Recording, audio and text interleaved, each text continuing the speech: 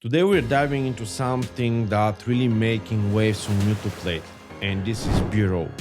You probably already saw and heard a lot of people talk about B-rolls here, B-rolls there, and there are even entire channels dedicated to how to get your B-rolls to the next level.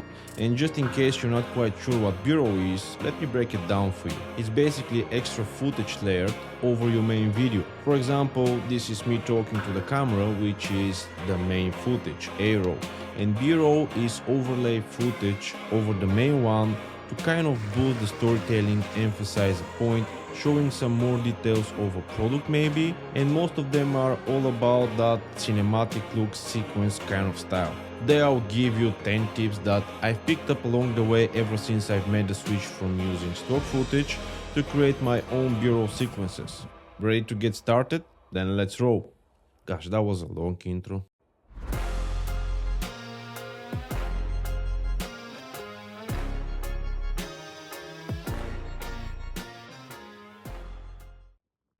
Tip number one for cool and crispy B-roll: lighting. Now, that might sound boring to talk about lighting, but this is because it's so important.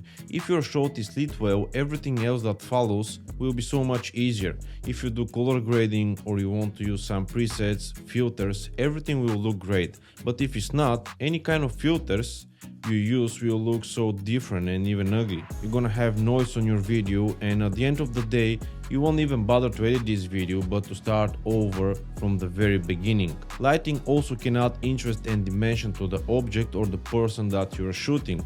I'm always trying to position my light under angle 45 degrees so I can get this a bit of a shadow over my face. If you record indoor, studio, recording place, any kind of controllable environment, you can use tons of budget and not so budget softbox lighting kits. Amazon is full of them, and I will put some great budget options down in the description below if you want to check them out. If you're not up to invest in lighting, don't sweat, move next to the window. Window light is great and looks good on pretty much everything. If you shoot outdoor, please don't even try at mid-noon. No, it's no good. Noon, very bright, harsh light, everything looks awful.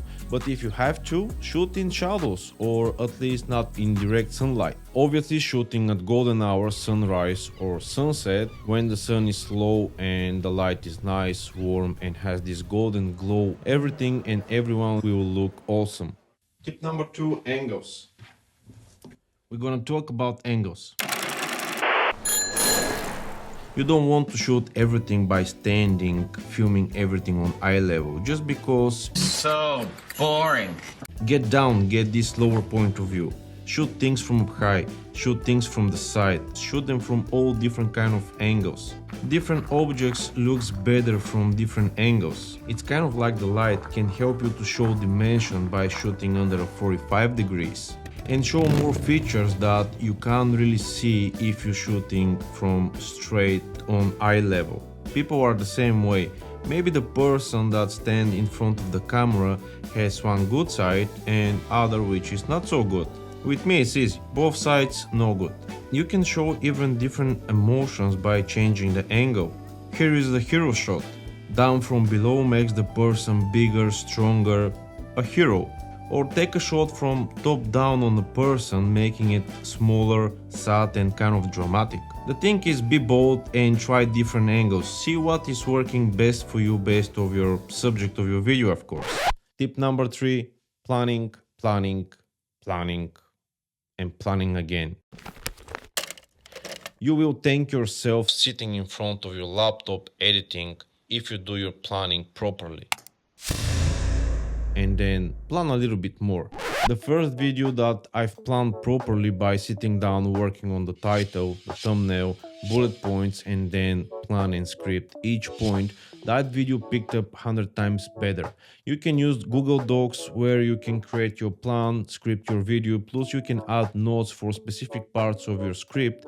This is really useful, especially if part of your script has to be recorded outdoor. You basically have just 1 hour to shoot your video in that golden hour time frame.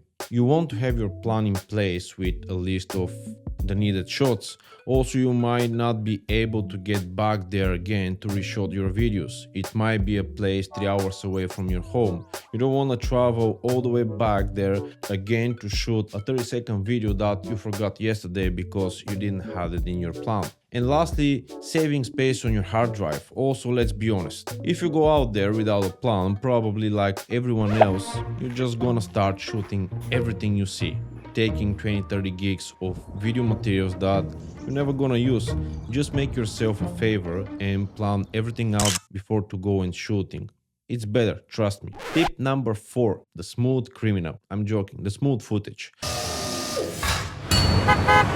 Smooth footage looks just more professional. Now probably there will be a situation where the shaky footage is the look you're chasing, but in general, the smooth ones always look better. There are a few ways you can achieve this. First, the expensive one by using gimbal. Most popular choice is, of course, DJI gimbals, which are awesome. But there is a new player on the field from Hohem gimbals with AI tracking sensor, which is unbelievably cool. I will add a link down in the description for more information if you want to check them out. Also, you can blow a cache on the sliders, which are also really cool, but again, it's a bit pricey. The second and the budget option is to be creative by using your tripod and slowly pan from left to the right or right to the left. You can also place your camera on top of a towel and pull across a smooth surface to get this smooth sliding shot. If none of this applies to you as a solution, another trick is to use a slow motion shot on higher frame rate and slow the video down. Plus, use shorter focal length for less shaky footage, because if you try to record handheld video with longer focal length, 100% your video will be way more shaky. And by talking about focal length, this will be the tip number 5.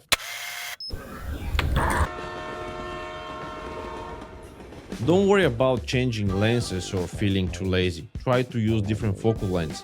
Just like changing angles, using different focal lengths can make your shots look unique and highlight specific details of your videos. Different shot types provide visual interest and keep the viewer engaged. Each type of shot tells a different part of the story. Wide shot shows where the things are happening and how they're related to each other. Medium shots focus on what the characters are doing. Close-up shots zoom in on details and emotions, making you feel more connected to what's happening. Tip number 6, movement.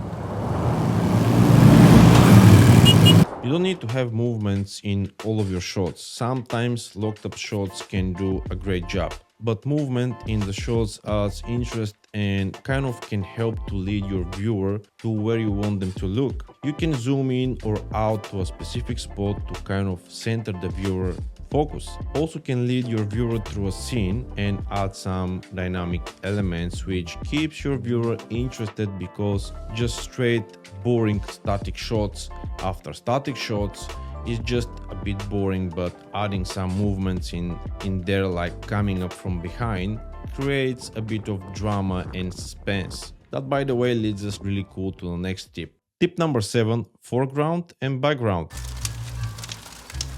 Having stuff on your foreground and background can make your shot look deeper and cooler. With just a bit of movement with your camera, you can add a lot of dynamic movements of your shot. Also, having a foreground not only adds dynamic to your shot, but also can use for really cool transitions like this one. Tip number 8, aperture. Probably most of you know Aperture helps a lot in low light situations, but that's not all about. It also helps to shape the shot the way you want it. So use it.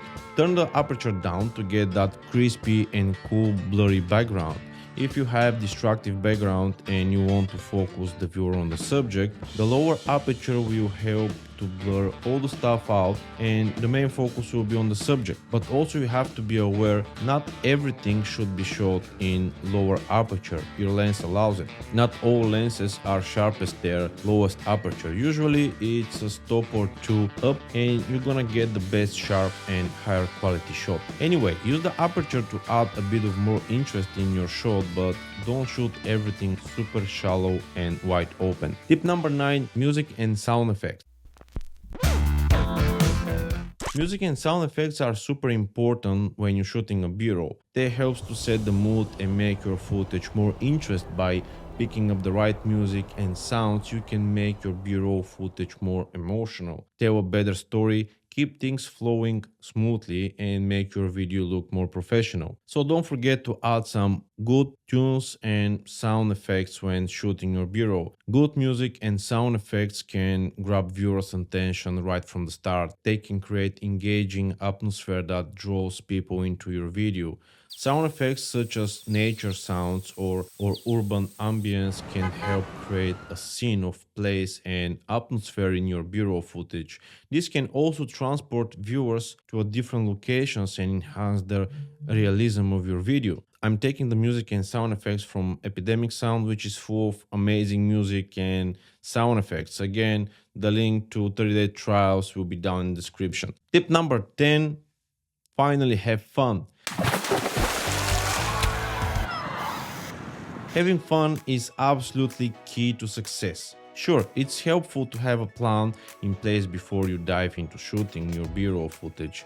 Following scripts and measuring angles might seem important, but none of this is truly matters if you're not enjoying yourself along the way. You are not just a robotic checklist ticking off shot one by one. It's about embracing the joy of the process, letting your creativity flow freely. When you're having fun, you open yourself up to unexpected moments of brilliance. Don't be afraid to stray from the script and explore more ideas. That spontaneous shot you capture might just turn out to be your masterpiece. So remember, the most important rule of all is to enjoy every step of the journey. Who knows what amazing surprises you will discover when you let yourself have fun. Thanks for watching, I'm Kalin Denev. Hope this video helped. If so, subscribe for more. See you in next time. Bye bye for now and happy recording.